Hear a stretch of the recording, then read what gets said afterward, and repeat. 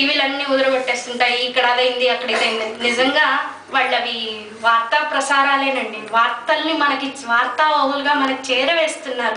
మరి మనం కూడా గ్యాప్లో ఛానల్ మార్చేసి ఇంకో మన మూడ్ని కూడా ఈజీగా మార్చుకుంటున్నాం. కానీ నిజంగా సమస్య చెప్పినప్పుడు మనం ఎంతవరకు దాన్ని ఆలోచించగలుగుతున్నాం.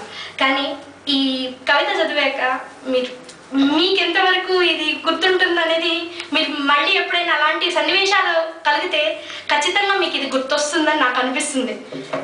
యుద్ధం గురించి మాట్లాడేవాళ్ళు యుద్ధం గురించి మాట్లాడుతారు, నిలబడనివ్వరు, తొందర పెడతారు, ఆగ్రహం ఆవేదన ప్రకటిస్తారు, కొత్త వ్యూహాలు రచిస్తారు, గొంతెత్తి నినదిస్తారు, జెండా ఎగరేస్తారు. యుద్ధం గురించి మాట్లాడేవారు యుద్ధం గురించే ప్రసంగిస్తారు. యుద్ధం చేసేవాళ్ళ సంగతి వేరు. వాళ్ళు దేహంతో, మనసుతో, సకలేంద్రియాలతో సదా సన్నద్ధంగా ఉంటారు. అరవరు, మాట్లాడరు. ఈ అలిగిడినైనా పసిగట్టే మెలకువ వాళ్ళది.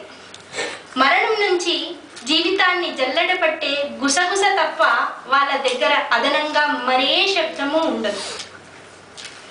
యుద్ధంలో పీకల దాకా కూరుకుపోయే వాళ్ళది భలే వైఖరి. ఏ చెట్టు మాటునో పొంచి ఉంటూనే వాళ్ళొక పక్షి ఈకతో ఆడుకుంటారు. రాలుతున్న పండుటాకుని వేళ్లతో తడుముకుంటారు. అప్పుడు ఒక చిన్ని ఉడత కనబడ్డ సొంత మనిషిని కనబడ్డట్టు సంబరపడిపోతారు. నిజంగా యుద్ధం చేసేవాళ్ళు, సమస్యల్ని వాటిని సాల్వ్ చేసుకొని ముందుకు జీవితంలో నడిచేవాళ్ళు ఎప్పుడూ టెన్షన్ పడరండి. వాళ్ళు ఈ క్షణం ఎంత హాయిగా ప్రతి చిన్నదానికి ఆస్వాదిస్తూ ఎలా నడవాలా అనుకుంటారు. మనం సున్నితత్వం అంటాం, ప్రతి చిన్నదానికి బాధపడ్డాం. ఆ సున్నితత్వం అంటే ప్రతి చిన్న దాంట్లో కూడా మంచి చూసి ఆస్వాదించి ఆ క్షణాన్ని ఆనందంగా గడిపి ఇంకో క్షణానికి బలం ఇవ్వడం. ఇంతకంటే చక్కటి బలం ఇచ్చే సామాజిక స్పృహ ఉన్న కవితలు ఎక్కడున్నాయండి? మనకి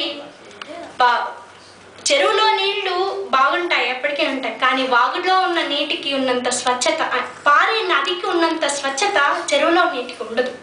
అలాగే ప్రతిరోజు తనని తను ఒక కొత్త కోణంలో తర్కించుకుంటూ, శోధించుకుంటూ మనకు కవితలుగా కనబడే వీరభద్రుడు గారి కవిత్వం అంటే నాకు చాలా చాలా ఇష్టం. మొదటిసారి ఆయన మాట్లాడమని అడిగినప్పుడు నేను ఆలోచించాను, నేను ఏం మాట్లాడతానండి, నేను మాట్లాడుతున్నా